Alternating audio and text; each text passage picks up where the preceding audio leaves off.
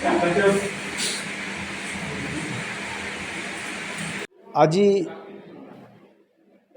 युव स्वाभिमान दिवस तथा संवाद एवं कनक न्यूज़र प्रतिष्ठाता श्रीयुक्त सौम्यरंजन पट्टनायक जन्मदिन अवसर में प्रतिवर्ष भली ए वर्ष मध्य रक्तदान शिविर अनुष्ठित होइछे।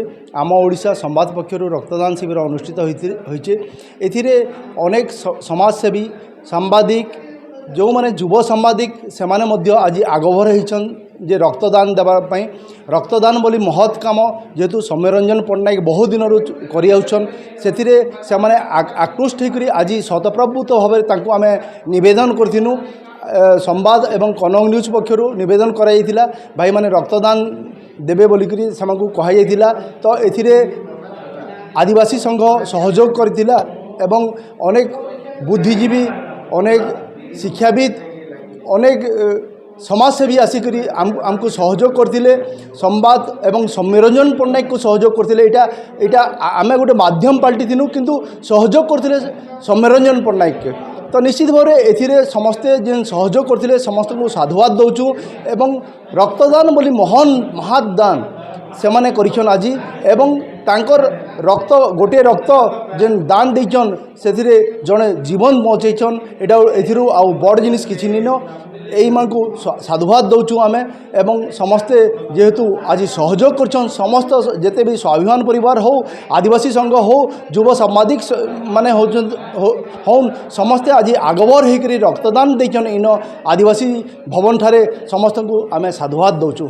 जा हो आगामी दिन रे एमाने समस्त को आक्रोश एमान प्रेरणा जोगाबे एवं आज रक्तदान जेन माने देछन से माने गोटे साधुवाद करिछन साधुवाद देछन एवं समाज के गोटे प्रेरणा देछन जे आपण माने भी रक्तदान दउन एवं रक्तदान रु कई जेमिति रक्त अभाव रु कई जेमिति कौन से प्रकार असुविधार सम्मुखीन न हो एवं रक्त पाइकरी समस्ते गोटे जीवन दान पाउन ये इथिरु आर बड़ जिनिस किछि नहीं न।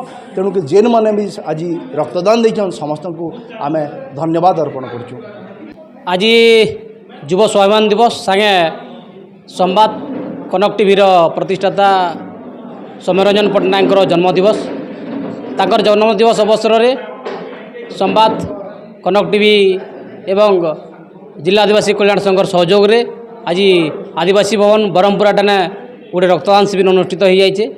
तो एक तो रक्तदान शिविर अनेक रक्तदाता अनेक स्वेच्छासेवी अनेक समाजसेवी आसिक रक्तदान कर। तो निश्चित भाव रक्तदान महदान रक्तदान महान दान रक्तदान पुण्यदान जेन मैंने रक्त दौन निश्चित भाव अन्य मानकर बहुमूल्य जीवन बचुचे।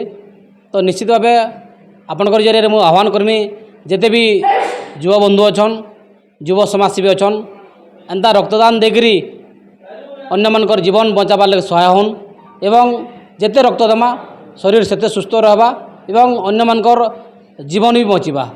तो निश्चित भाव आज जेन संवाद कनक टीवी आनुकूल्य जेन रक्तदान शिविर अनुष्ठित हो तो समस्त को धन्यवाद एवं कृतज्ञता ज्ञापन करुछे।